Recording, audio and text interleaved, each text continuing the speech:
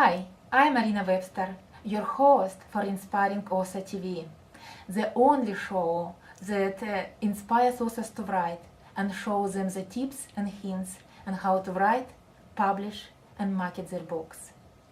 And today we are talking to a well-known fantasy writer, Nicole Murphy. Nicole is a former teacher and award-winning journalist. She has 3 published books. Her first one is Secret Ones. The second one, Power Unbound. And the third is Rogue Gada. And this is all trilogy. Yes. This is all trilogy. Also, Nicole has 22 short stories published in science fiction magazines. So Nicole was involved with organizing AussieCon in 2010. She is a member of the Canberra Speculative Fiction Guild and Fantasy Writers on Retreat writing groups. Wow.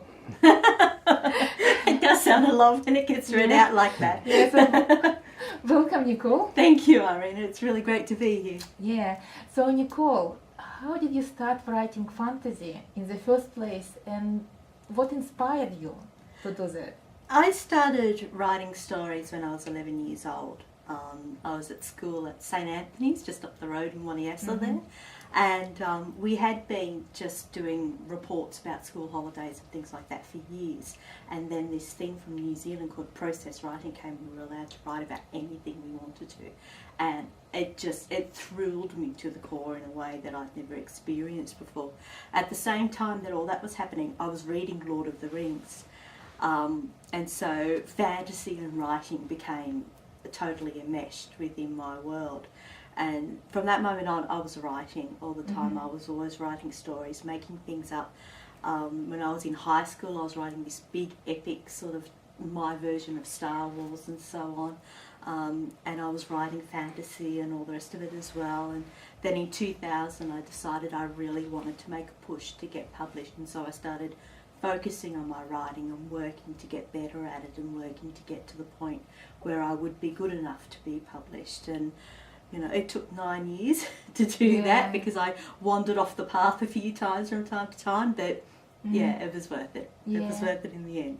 Any inspiration to start writing this trilogy? Yeah, I had been writing a lot of epic fantasy. I'd been writing space opera, trying all sorts of things, and none of it was really quite sort of working for me. And I noticed in all of those things, they had a really strong romantic subplot. And I thought to myself, well, you know, let's just do it then. Let's just throw everything else away and have a go at writing a fantasy romance.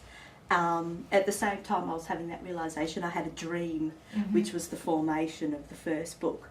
And once I got into it, I just loved it. It just all came out so easily and so quickly. And so before I knew it, I had the series there to start working on. Nicole, so how do you come up with the plot for your stories? With the characters, with the theme? Do you have any secrets how you do that? Secrets, hard work. It's in regards to themes, I haven't started writing with particular themes or things I want to say in mind. When I first started to write these, it was all about entertainment, writing stuff that would be fun. But you know, because art comes from a really deep place within yourself, and then it gets born through all your experiences and your ideas, things start to come out, and you sort of notice various things that are important to you that start coming out in it. So for example, one of the things that comes through this a lot is about portraying women's sexuality in a really sort of positive manner, showing women who are unafraid to be openly sexual beings and to experience that in whatever way feels right for them. Politics is something that comes up a lot in my work, which, you know, having grown up in Canberra, I don't think that was ever going to be escaped. In terms of plot is something that I actually have had difficulty with. Characters just come out for me really easily. I have a character sheet that I use. I find if you can nail the characters' motivations and get a really good sense of their history, that actually then starts to play into your plot. because you know what are the worst things to do to them at that point, you know, and you know, if you know your characters well enough, you know how they're going to react to certain things, and there becomes a realness and a richness to it all that enhances the whole idea of plot. For me, one of the great tools I found with plot, and my stories are very sort of fast, action-based stories, is a screenwriter called Michael Haig, and he has a website, I believe it's called Screen Mastery, and on that he's got a chart, and he's used several top-grossing major films to show the basic outline of what a story should look like. You know, at the 50% mark, this sort of thing happens, and at the 25% mark, this sort of thing happens. And that's been really valuable for me as a tool for making sure I've got my pacing and my plot worked out properly, because I write really action-oriented sort of stuff. If you're writing, you know, more sort of internal, quieter stuff, that's not going to be quite as valuable a tool. But if you're into, you know, thrillers and action and fast-paced stories, it's a brilliant tool to use. Brilliant. Do you actually describe yourself in some of the characters, or just your friends? The heroine in Secret Ones was actually originally going to be almost me, completely written on the page, and it didn't work. It just wasn't working at all. And so I actually had to sit down and do a lot of character work and delve really deeply into her to work out exactly who she was, so I could sort of step away from myself and get into her. The character who's actually probably most like me is actually my hero in the third book. Yes, his name's Hampton, and he's nominally the most powerful gutter alive, the gutter of my secret magical race, but he's never had a lot of faith in himself, and sort of succeeds in spite of himself rather than because of his own efforts many times. And so he sort of has to learn, as I had to learn, that, you know, we're actually more than we think we are. So yeah, he's probably the most like me out of all the characters. Any hints on writing synopsis? Because it is also very it is much a problem. It's really hard. Keep it simple. The hardest thing, I think, is to actually you start with just a paragraph just saying, "Hi, I'm so and so, and I've got a book. It's in this genre. It's got this word count, and this is the title." Then the next couple of paragraphs should be a very brief description of the book. And it's, you know, these are 110,000 word books. So bringing that down into like 100 word, 250 word paragraphs or something is really quite challenging. And that took a lot of work and a lot of pushing it down.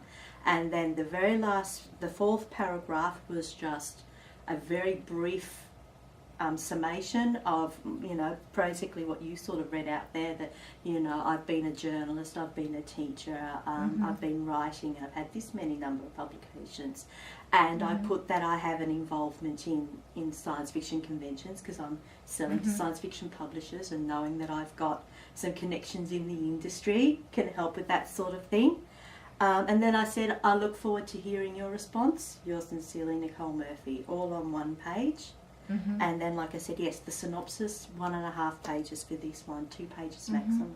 Wonderful. It looks like you have a great experience in fantasy writing. So from your personal experience, what would you recommend to new budding fantasy writers today? What should they do? The first thing, it's the old Stephen King quote, is that you need to read. If you don't have time to read and to learn the genre, then you don't basically have time read to the write. same genre. Yes, absolutely. Read within your genre. When you're starting, a lot of writers say that once they're actually writing, they can't read that genre. They've got to read something different. But you need to be aware of what's already being done. You need to be aware of what are the various tropes and the little sort of shortcuts and secret language that is part of it, particularly if you're writing science fiction. That's a major part of it. There's all sorts of language and shortcuts that's used in science fiction, which is like a secret language between readers. You have to educate yourself on that language. It would be like trying to write a book in French when you don't know any French. It's not going to make sense to any French readers because you're going to be trying to explain things that they're going, we know this, why are you telling us this? So you need to read, you need to find out what's going on in the genre, you need to find out what's been done so you don't redo it again. And you've got to read modern. Don't read, like, as much as I love and adore Lord of the Rings and I read it every few years, Lord of the Rings is not what's being published nowadays. Even in large epic fantasy, that sprawling, travelling, quite slow sort of stuff isn't working anymore with readers, and publishers just aren't picking it up. So read and then write. Write and write and write. Every day. Polish your writing. Find yourself critique partners or crit groups or whatever, and then when you're ready, educate yourself about the publishers, educate yourself on how to submit, and then submit. And when you get your rejections, and you will get your rejections, when you get them, work out what the rejection's saying and learn and grow and keep working. You don't have to achieve publication right now. You've got all the time in the world to make this happen. So take that time to make yourself the best writer you can be. So when you are submitting, you're giving yourself a good shot. You don't want to go blasting out there when you're not ready and ruin your chances, because the publishers will remember if you've sent them something and it was really terrible, and then you send them something else 3 years later, names will twig. They'll be going, hang on, you know, you don't want to ruin things for yourself. Good tips, Nicole. So, Nicole, where people can buy your books? Okay, if they're in Australia and New Zealand, they can get them in print. So you can buy them in what few bookstores there are that are still open in Australia and New Zealand. But all the major chains carry them. All the online stores carry them. Electronically, they're available on Kindle, on Kobo and iBooks for the Apple computers and so on. So that's it at the moment. All three of them are now out. You can get the whole thing. You sit down and indulge yourself in a world of magic and romance and monsters and have a great time. Fantastic. Any chances for people to contact you via email or your website? Absolutely. My website is nicolermurphy.com. I have a blog on there that I update regularly. I have a newsletter which I send out. I'm on Facebook as Nicole Murphy, and I'm on Twitter, and my Twitter name is Nicole_R_Murphy. You know, and I'm very open to, you know, to people getting in touch, asking questions, you know, wanting to know more about what's going on. I've been really lucky that throughout my career I've had some really incredible writers who have helped me and educated me and gotten me to the point where I've achieved this, and so, you know, want to pay it forward and make sure others get to achieve the dream as well. That's wonderful, Nicole. I think you gave us so much today, so many hints and insights, and thank you so much for being here. My pleasure, my pleasure. Thank you for having me. And thank you so much for being an inspired author. My pleasure. Good luck. Thank you. Thank you.